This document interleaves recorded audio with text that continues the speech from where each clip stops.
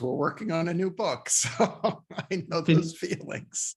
can you tease us with a couple of like key words or key thoughts about what that book's about? Yeah, the book is called Reunion, Leadership and the Longing to Belong.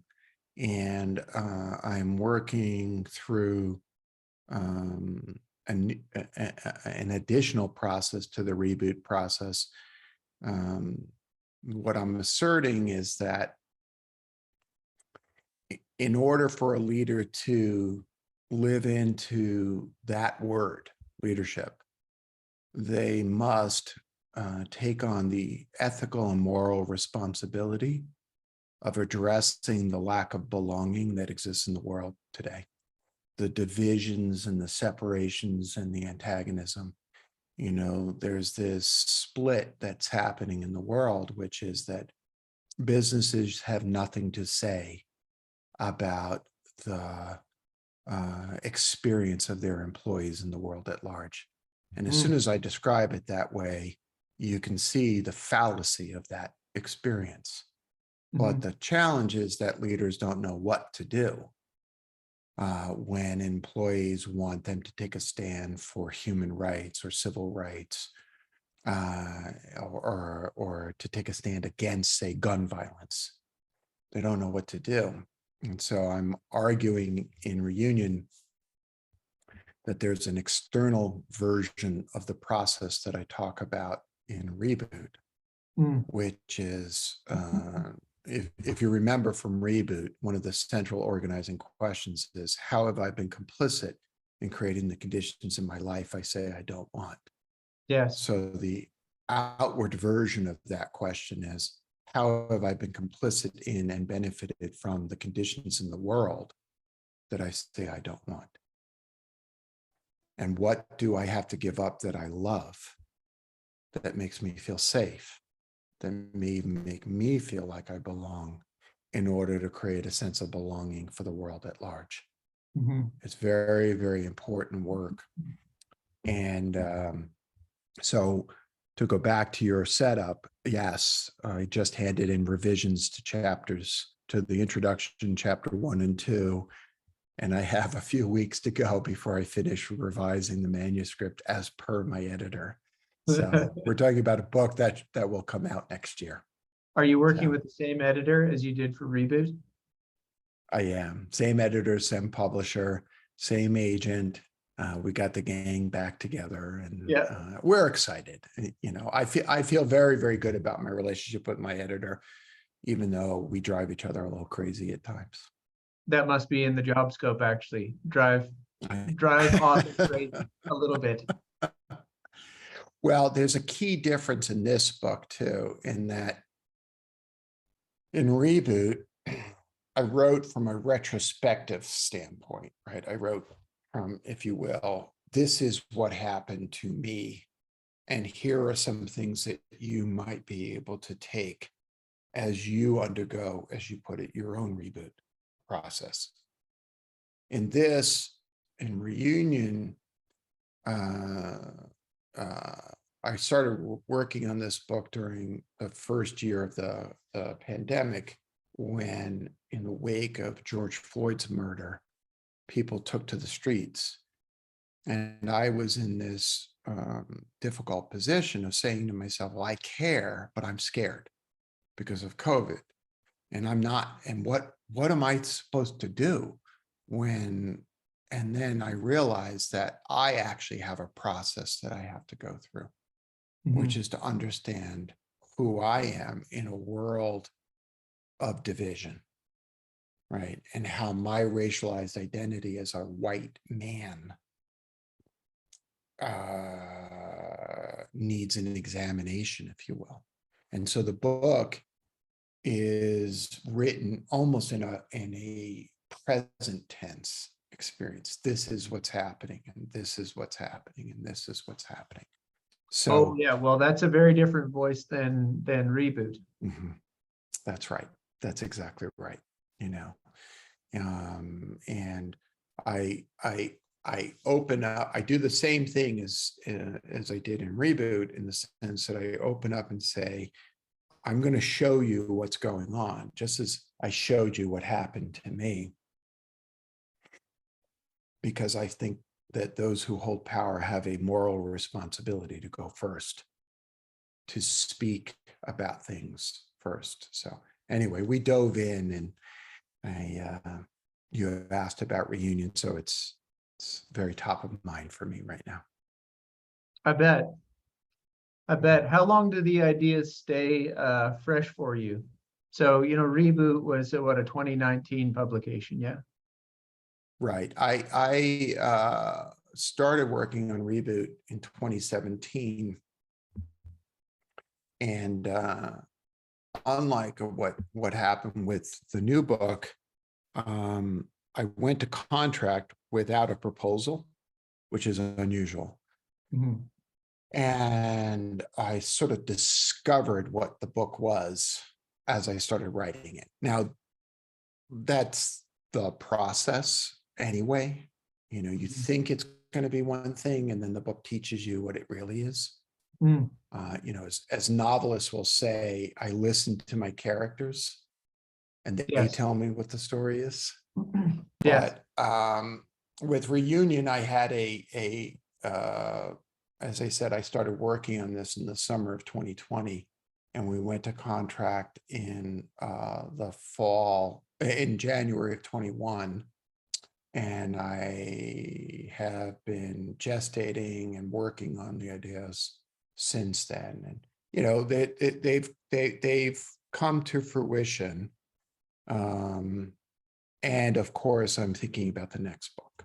So, Yeah, I bet. Well, Mhm. the last one was written very much in the past voice. You said the current one's the present voice, so maybe the next one's a book of prophecy. You'll write it in the future voice.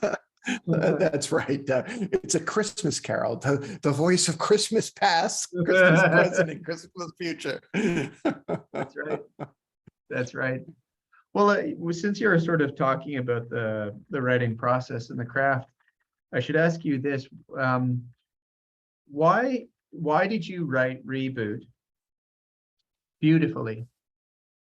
It's a book that will largely find a business audience. I mean, it will find whatever audience it finds, but you wrote it beautifully. There's all these moments where you're taking the long way around. You're taking the long serpentine path to bring us in on detail, on textures of things, on conditions of emotions in characters, mainly you, past you. Mhm. Why did you write it in the way that you did? Well, the simplistic answer is that's the only way I know how to write. The more complex question, or the more complex answer, speaks to a belief system that I have, and I write a little bit about this in the author's note.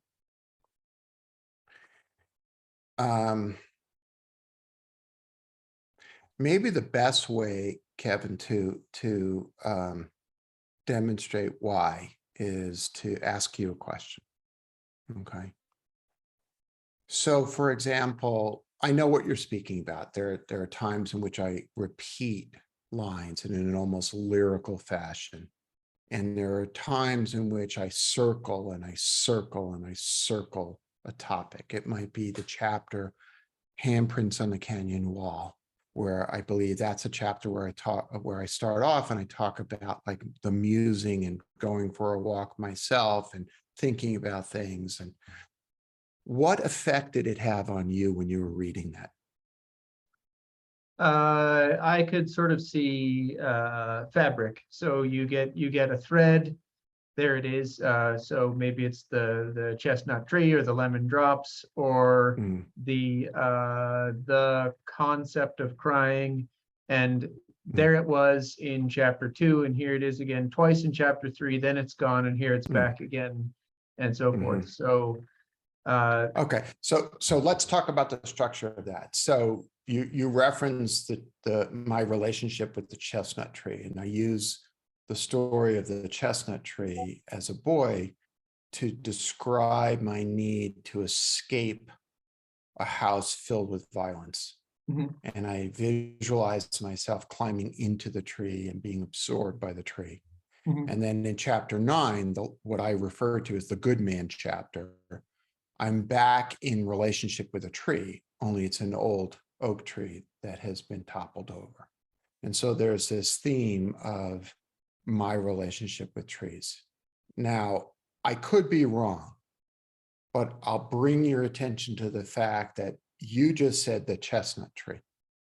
Yes, And that image has stayed with you, hasn't it? sure. Yes. So now I could have just said, as a child escaping violence, a child needs a place of safety. Yes. Your prefrontal cortex would have taken that in and said, oh yeah, that's true. And you would have marked it and it would have been fine. And the next day you would have forgotten it. But my wish and my hope is that you'll never forget the chestnut tree. That you'll never forget. You just said lemon drops. And those who haven't read the book won't know that what we're talking about is my grandfather's favorite candies, which came to symbolize the safety of my grandfather, which then came to symbolize a pursuit of money that almost killed me. Mhm. Right? And now that little shorthand, lemon drops, becomes powerful. So why? Because I think that the human mind, the human heart is tuned to beauty and art. Poetry, for example, cuts to our soul, cuts through the blather of our minds incredibly quickly. Mm. Now, it is unusual to have a business-oriented book that purports to be about leadership, to be quoting almost endlessly lines from poetry. Mhm. And what I have found, Kevin, is that in my work with clients, this gets through. And so as I said in the introduction to Reboot, my wish is that this would work on you as a reader the way a coaching session would work on you. Mhm. Because here's an image I've borrowed from my friend and teacher, Parker Palmer. He likes to say that the soul is like a shy animal in the forest. And if you go tromping through the woods, boom, boom, boom, I'm going to teach you a lesson, that shy animal is going to run away. And I experience that every day when I talk to a client. But if you, as a writer or a coach or a teacher, treat that other person preciously, and you instill a lesson through the heart, that lesson will last. Mhm. Whereas if you instill the lesson only through the brain, it'll sort of work. Mm. Now, that was the risk. That was the supposition I took. And as I said, that's the only way I know how to write. You described the book as one in which business people might gravitate towards. The thing that surprised me most about Reboot was the incredible diversity of people for whom I did not have in mind, when I was writing the book, who felt resonance with the book. I've Mm. said this a few times now. Just a few weeks ago, I got messages from a person on death row who said to me, your book spoke to me and told me, and really resonated with me. But in the same day, I got a note from the CEO of a Fortune 100 company saying the exact same thing. Mm. And from where I sit, that's how you create impact. That's evidence of the impact of an important message that is well told. Mhm. So that's a long-winded answer to your question. I hope it resonates. Well, it was a question seeking a real answer, so I appreciate the time you took with it. Poetry is really persona non grata in the business world. You don't find books of Gerard Manley Hopkins in the airport right next to Measure What Matters or the latest business read or something. That's a decent book. I'm not putting down Measure What Matters. So you take on the fool's errand of trying to, in your book say, look, this stuff matters, and just use it directly. What if you and I know you just spoke about it a second ago, Jerry, but what's the case? What's the case for poetry in context can I broaden the workplace, a commercial context, a context of exchange? Let me answer that question in two ways. The first is I'll broaden the question to what's the case for art, not just poetry. What's the case for artful communication, for example? And the second way I'll answer that is the anti-case. Okay. So to the first point, when we have something important to say and it's said well, it's much more effective. How do I know that to be true? You look at a great orator. They will lay out a vision, let's call it a president. They will lay out a vision for the United States. And their rhetoric matters. Words create movement. Words move people to believe in themselves, to believe in a greater purpose, to believe in a greater cause. Art and words spoken artfully can be just as powerful.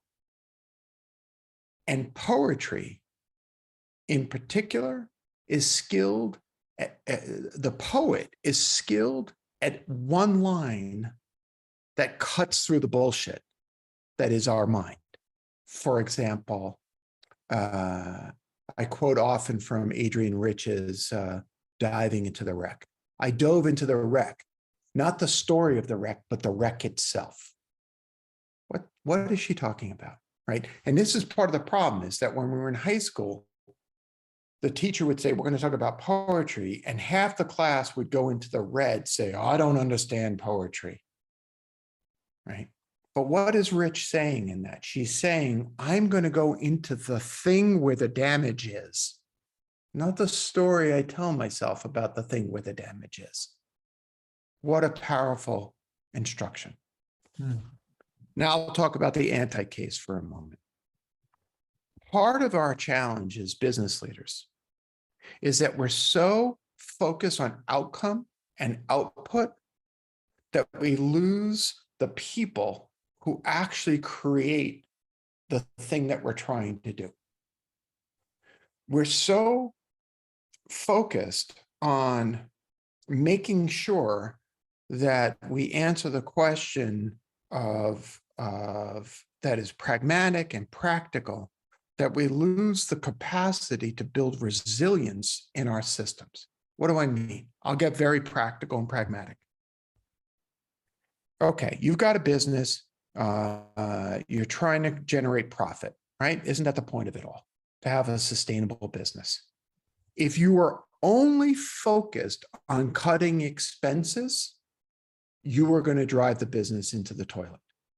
You must also focus on innovation and driving the top line. Now, the truth is, it's hard to do both, but that's our task. Where does innovation come from? It comes from the heart. you can't think your way out of you can't only think your way out of a problem. You have to allow for inspiration, right? And so you have to do both. You have to bring both together. That's all I'm trying to do with the work that I do, with podcasts, with the books, everything. Well, it's not really my role to kind of judge or evaluate them, but I'll just sort of declare a couple of biases here anyway. My studies, my background is in philosophy, and I just think if there's a few things that are undeniable, beauty is one of those, and we've inherited since roughly since Descartes a way of thinking that begins with skepticism, whereas some of our earlier intellectual ancestors began with wonder. So they began with delight and wonder, and saw just where it would take them. And we're still the more recent inheritors of beginning with doubt and skepticism. And I just think there's plenty. I could not agree more, Kevin. I'm so glad you brought this in. Not only do I think we have inherited the Cartesian notion of doubt and skepticism, but there's also a primacy of the mind over the actually totality of the experience, right? And so it's as if 10% of our brain, which is the mind, thinks it's in charge and is calling all the shots. And it's, if we want to put this in a business context, it's like the CEO thinks they're in charge and thinks they're calling all the shots. Right? Yeah. But ask any person who's actually running a company about how many times they're surprised by what's coming up from the ranks. And instead of treating that as a possibility of wonder and curiosity and surprise and delight, they treat it as a threat. Now, which company would you rather work for? Yeah. One where those who hold power are sitting there going, how marvelous. I cannot believe that you did this. What a delightful thing. Yeah, it doesn't fit our plan, but it's really wonderful. Or one that says, who told you to step out of line? Get back in line. Yeah. Right? Yeah, or where the bizarre, unexplained thing that either happens in the client's behavior or in the marketplace itself or whatever is considered as something almost that you treat askance, as opposed to just something of wonder. Like there is a mystery that we should try to unfold, because how fun would that be? That's right. That's right. I don't know if you recall, but there's a chapter in Reboot where I talk about life on the roller coaster and how, people are surprised by what happens. And, for God's sake, look at what we've lived through in these last few years. We've got a land war in Europe. We've got a pandemic that is still going on. We've got an insurrection that happened. We've got, it's like, what next? And the challenge is that we think that's evidence of something being broken. When the wisdom traditions that you reference have taught us time and time again, no, that's life. Yeah. The business schools fail to incorporate enough philosophy. And so people mistake brittleness and a kind of hard and fast approach to the accomplishment of the mission with resilience. Resilience in a business context is the ability to withstand the unexpected. Now, how do you train that in an organization except with delight and wonder and curiosity? Oh, clients did not buy this product that we built. What can we learn from that? Maybe our assumptions were wrong. Let's go back to the drawing board. What a scientific inquiry that is. Yeah. Not what's wrong with them or Yeah. what's wrong with the people, my people. Does this Yeah. make sense? Yeah, absolutely. There's a Buddhist rhythm and tone in the book. I listened to the book, Jerry. I didn't read it through my eyes. I took it through my ears. And so it could be in the rhythm of the reading, but I think it's in the rhythm of the writing as well. And you don't hide that fact. You're very informed by Buddhist tradition. Mhm.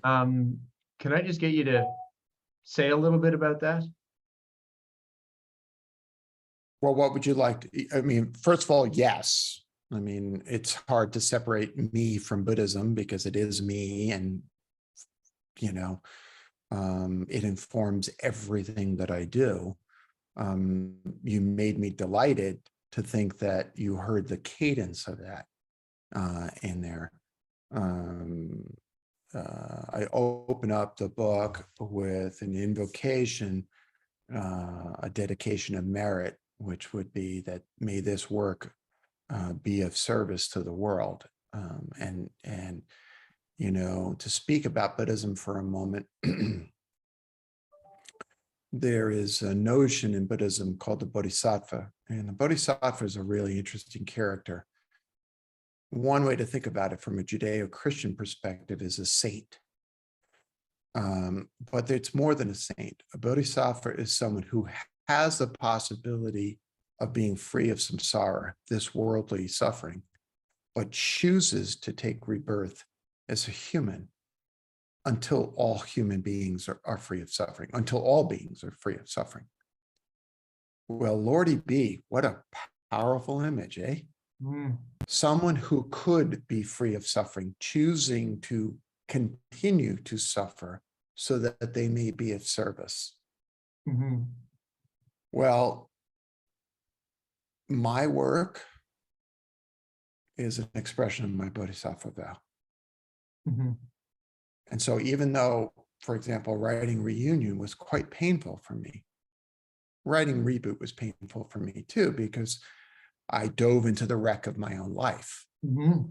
right, to retrieve the treasure down at the bottom of the sea.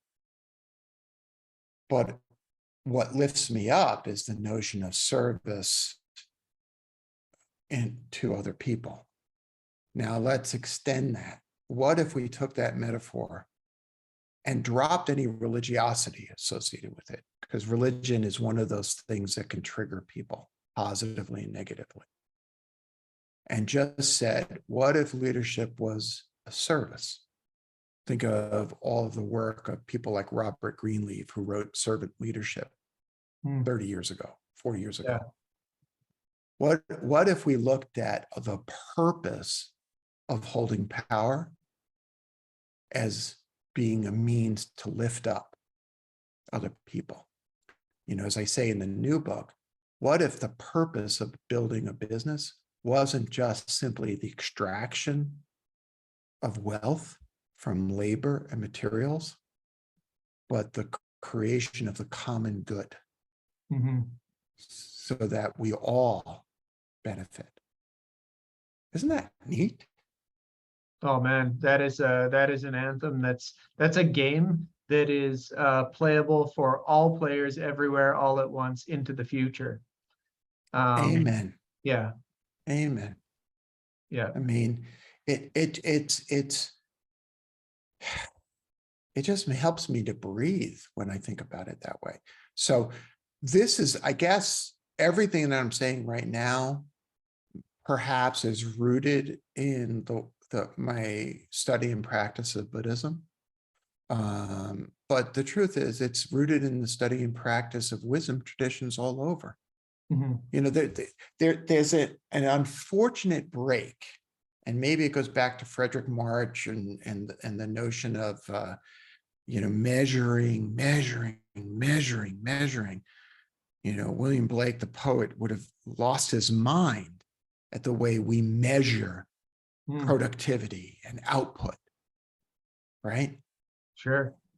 But there's this, but we're, people who struggle to do a good job as leaders, because we're sort of, have abandoned those elders who spent millennia saying, what does it mean to be a better human? Hmm. Because we've abandoned them, those people who struggle feel so terribly alone. They feel, I don't know what to do. I have to lay off employees. Mm. Well, you know what? There are teachings about treating people with humanity and dignity, Hmm. even when we have to deliver bad news, Hmm. that we can access. Yeah, but that's not in business context. Nonsense. They're human beings. Yeah. Yeah, I would say some of the if I can just sort of redouble and echo back to you some of that. Some of the problems that emerge in a workplace or in a business context, actually, there's no better tool than the poets or the philosophers. In fact, they specifically have the craft to tell you how to crack a problem like some of these problems. There's almost nothing in an MBA curriculum that could tell you, for example, should you make your friends into clients, and should clients be friends? Mm-hmm. Well, that's not a mamby-pamby problem. That is a commercially important problem. It's a sustainability and enjoyment of your career problem. If you're a venture capitalist or a senior M&A banker, or an intellectual property lawyer, and problems like that belong to the poets and the philosophers. Their craft specifically deals with questions like that. Well, let's turn to another of the softer realms that can give us guidance. Think about psychology, for example, which is just another philosophy, right? Think about the work of Carl Jung, and think about his assertions about that which the phenomena of human beings putting into what he described as the shadow behind them, out of the consciousness, that which is unacceptable, either positive attributes of me or negative attributes of me. Now, imagine that as a construct that human beings use to make their way in the world and not feel so overwhelmed. So I'm going to put into the shadow the parts of me that are ambitious, or the parts of me that might be greedy. Okay. And what happens in our life? Well, what happens in our life is that it feeds a passive aggressivity. It feeds us acting out in that way. So it might be something as blatant as my preference for people of a same gender as me, sexually, being unacceptable to me. And so I deny it, and then I act out in a particular way. That's a blatant example of it, a clear example. Now, apply that in an organization. We have,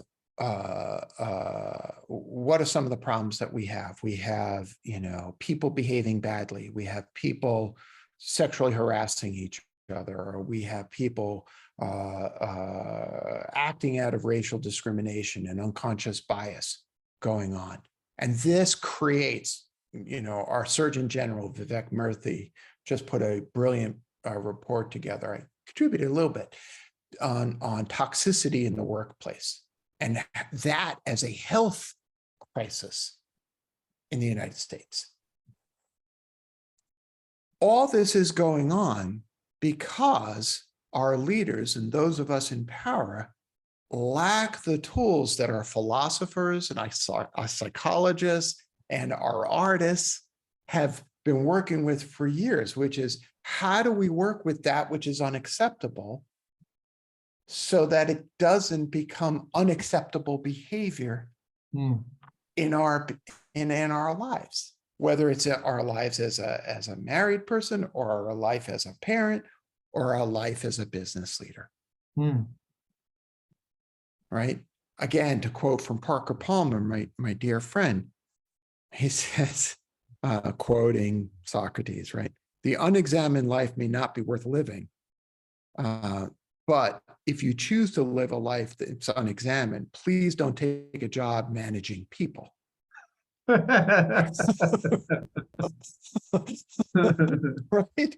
Yeah. Because the truth is, you will do damage to everybody around you. Yeah.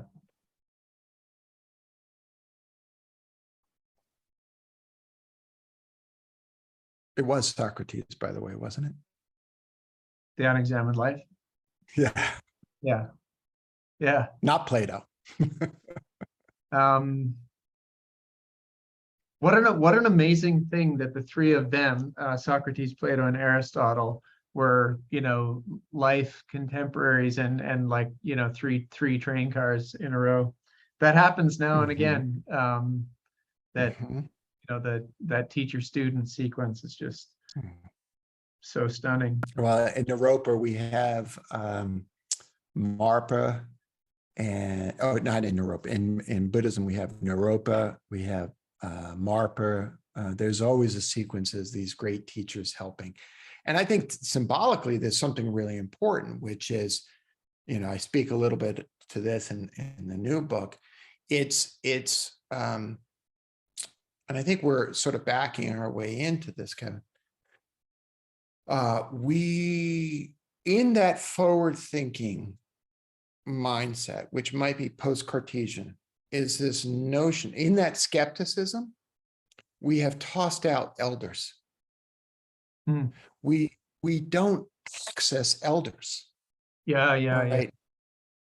So we don't listen to elders when it comes to taking care of the earth itself. We don't listen to elders when it comes to raising our children. We don't listen to elders when it comes to business. Think of the work of Tom Peters, for example. You want somebody pragmatic and practical. Listen to what Tom has been saying. This is the man who wrote the Bible in search of excellence. Think of the work of Jim Collins, Good to Great. Think of Peter Senge. These are as pragmatic and, MBA curricula acceptable writers as you can imagine. Are we actually listening to them? Right? They may not be using Buddhist philosophy or Greek philosophers, but they're saying the same things because they're elders. They're wise. It's this skepticism that I think leads us to believe that everything old is useless and only the new. Let me explain to you. Look, I've been a venture capitalist for almost 30 years, right? I get the whole, no, you don't understand. We're reinventing, blah, blah, blah, blah. We're reinventing cars, blah, blah, blah. Guess what? You put an electric motor with a battery in a car, you're still a car company. Yeah. You put a mattress in a box and you ship it via UPS, you're still a mattress company. You're not reinventing anything. Right? And we see this played out time and time again. So anyway, I'm ranting, but you got me going.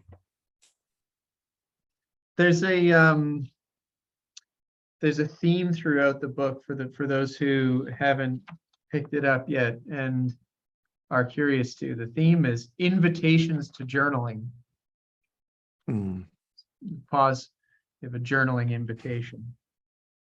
So I'm going to read a couple so that folks who haven't yet read the book get the sense of what those journaling invitations are like. But Jerry, I think what I'd like is to just ask you which of these you feel is just most reliable for drawing great things out. Here's 9 of them, just by way of a crosscut. How did my relationship to money first get formed, and how does it influence the way that I work as an adult? How has who I am shaped the way that I lead others and myself? How might I survive my life of heartbreak? How might I live in peace? Who is the person I've been all my life, and what can that person teach me about becoming the leader I want to be? So, look, these are not softballs. I've never been accused of playing anything less than hardball. You invite people to journal on questions like these. Yeah. So let me talk about why I put journaling prompts at the end of each chapter.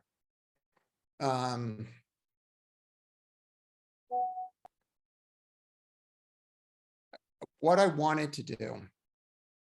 So the first question, the question about money, follows chapter 1, in which is a difficult chapter to read because it's quite emotional and it's quite revealing. And I talk about a lot of my childhood in that chapter and the challenges of growing up. And that's the chapter in which I talk about lemon drops. Mm-hmm.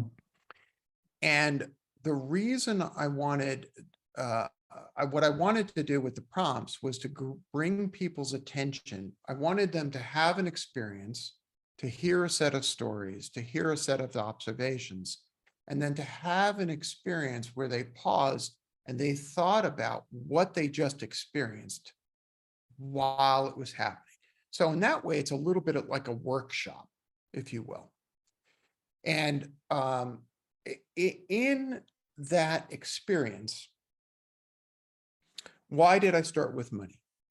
Because I think that our fears about money, which oftentimes are inherited, end up shaping our career choices, right?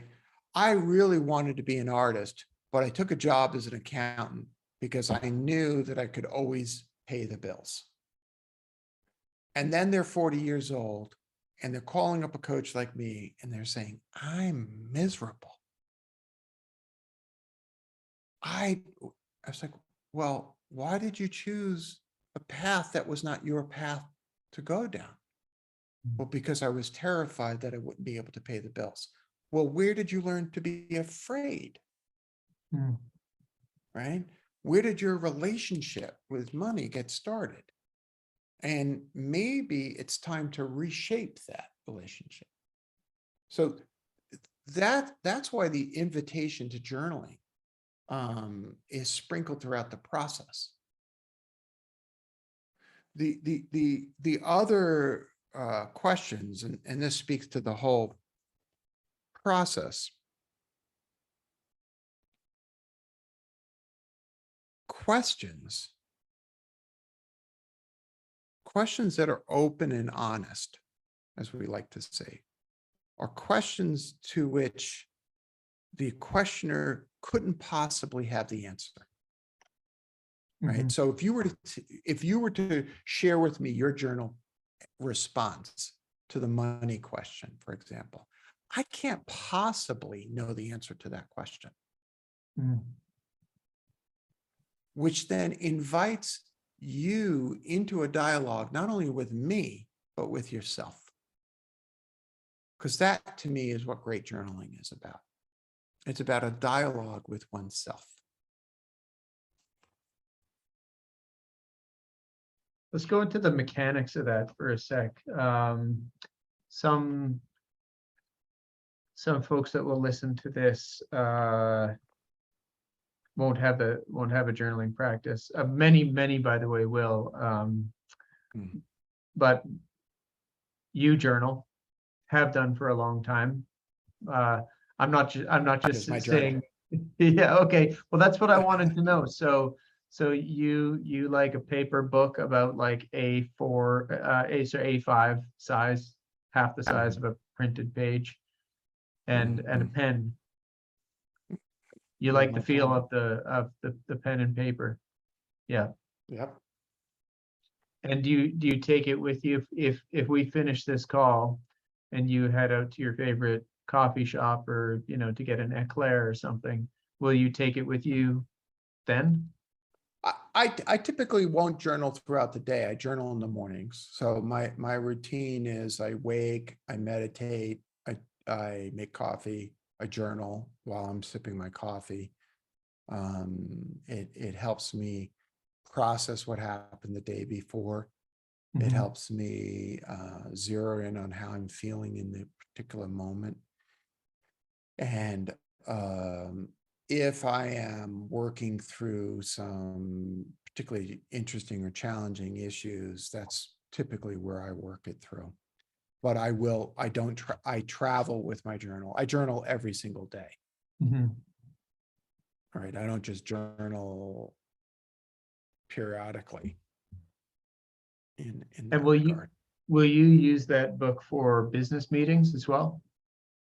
No, Okay, so you no. put a fence line up sort of between somebody This, offering you an this, investment idea. yeah, this is me in conversation with me. Yeah. This has nothing to do with other people.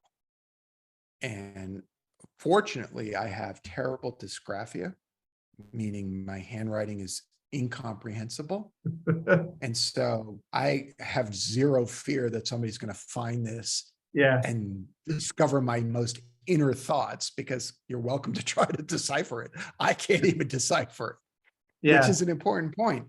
I don't go back and reread here. These are old journals because I haven't transferred them yet into the box in the basement there where I keep them, Mhm. which will go into storage. I can't throw them away, but I Why? don't reread them. I don't know. It just feels too much of my soul is in them. Fair enough. But I don't go back and say, what was I thinking 2 years ago? I might, like, if I record a dream or something like that, I might bring it into a therapy session and Mhm. discuss the dream with my therapist, Mhm. especially if there's detail that my conscious mind lets go of. Then at least I've written those things down. But that's it. Any business notes, anything that's conscious, that's in a separate place. That's a separate part of my being. There are two ideas, Jerry, that I want to hit. Like I want to hit them like mile markers. I'm actually just really enjoying speaking with you and listening to you. Me too. But I've got a couple things that I think I want to ask you about them so that you'll speak about them so that I can share them. So it's mercenary intent. Okay. The Ghost in the Machine. Mhm. Um, can you sort of précis uh, what you're talking about in The Ghost in the Machine? Well, I use two metaphors to describe similar notions. One is Ghost in the Machine, and the other is subroutines. And with both, I'm referring to the traces of old belief systems and programming that we receive as children that start to define who we are in a very, very unconscious way. So, and the metaphor of Ghost in the Machine, I think it was Arthur Kessler who first came up with that phrase. Um, uh, and the metaphor of Ghost in the Machine, I find compelling. It's one of those lyrical phrases that can be very, very powerful and helpful in understanding what we're talking about. Subroutine is another language, and some of my audience are technical, and they really understand that. So a subroutine in computer programming is the base layer of programming that exists between the hunk of metal that is a machine, that is a computer, and just above the operating system, but just below the application, what's called the application layer. And it runs in the background. And it takes up cycle time from the computer's memory. It takes up processing power, but we don't really see it. And we don't tend to interact with it. It's just always there. And so a good subroutine or a good ghost in the machine, a good example of it might be that money is the root of all evil, right? I'll have a client who grew up with, a college professor father and an artist mother. And the message that they received was any interest that you have in generating money is bad, right? And that then shows up in a struggle in adulthood to actually feel safe and secure as it relates to money. Or it may cause them to go the other way and feel the only safety and security is if they amass a countless amount of wealth. Yeah. And so what's happening is there's this subroutine that's running that's actually calling the shots. And they think that they've chosen a career because their conscious mind said, I really want to be an investment banker. Well, it's nonsense. Because when they were 5, they watched their mother and their father worry about money. And then it shows up in that. So that's what I mean by a ghost machine. The reason I made a note and said I have to ask Jerry about this when we get a chance to speak is I've never been part of an organization or a team or engaged some of my own staff members in the past where I didn't think that was in play, including very young organizations where it's not like there was a tremendous old legacy, but there was just stuff being layered into that ghost role as we were speaking, as we were just building practices. You could just see it was already getting archived straight into ghost mode. Yeah. Well, but that's how humans operate. We do that so that we can move through the world more expeditiously. It's not a bad process. It's only bad because it's unconscious. Yeah. It's not discussed. Yeah, and if you'll forgive me, 2/3 of the way through the book, I thought, this guy, Jerry, he just hates everything that's childhood, and parents did everything wrong, and then actually that isn't you're not making that argument either, because there's a certain set of moments where you say you can kind of own your heritage, you can own your ancestry, you can own some of these things that you've come to believe from your parents or your family or context, and be like, that is something I can be totally proud of. Yeah, well, that jujitsu move of taking the difficult experiences and extracting from them the sacred from it, turning those wounds into something sacred, that is a superpower. But you have to do the work. See, too often, Kevin, we deny what happened. Right. And we throw it into the shadow, and then it operates. And then, why am I always fighting with my wife about X? Yeah, good question. Why are you always fighting with your wife about X? Yeah. Yeah. True grit and false grit.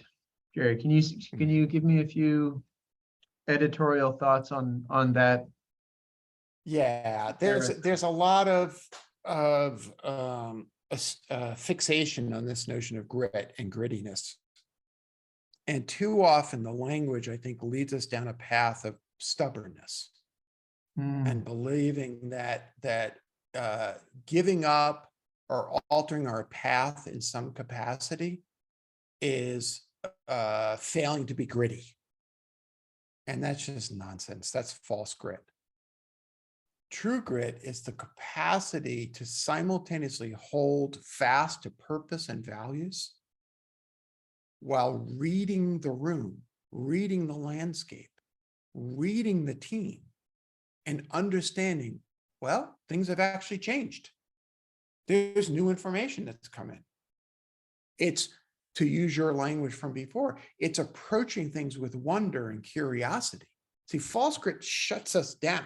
I have a view of the world. This is our business plan. I'm unshakable. Well, that's actually a lousy way to lead. Whereas I have a true and fast belief system in a certain set of values.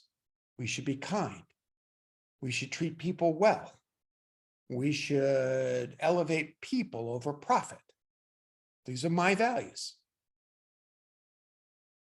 But the outer expression of those things should be open and treated with curiosity and not kind of wavering, but a kind of like, wow, inflation's at 6%. Maybe we should change the way we think about the world, right?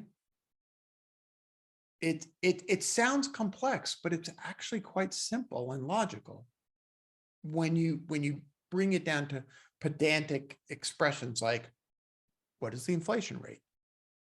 Oh, yeah. I have to change my business plan. Would you believe that an hour just passed?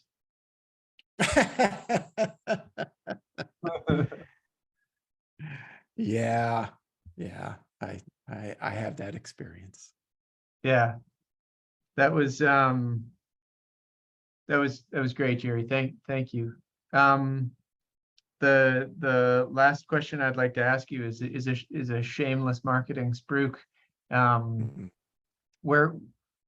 In what way would you like people to read what you're writing, engage you personally, track you down, find you?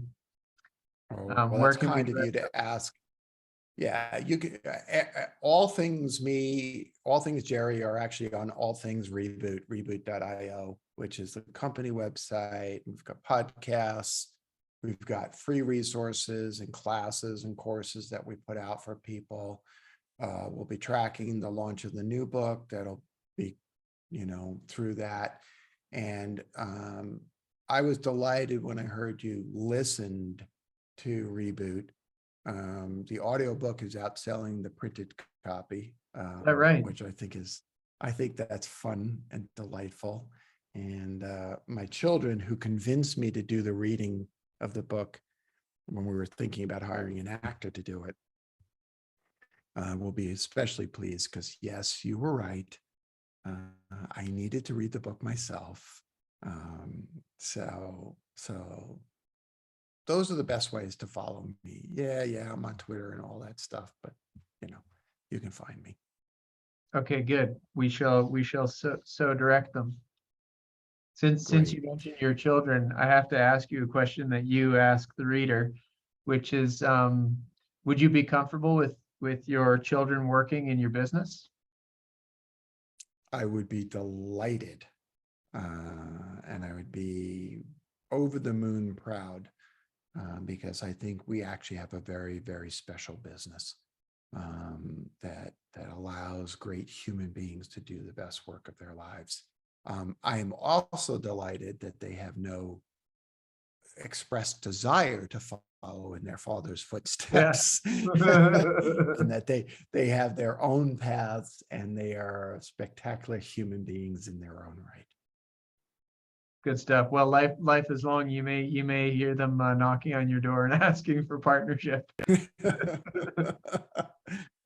We'll see.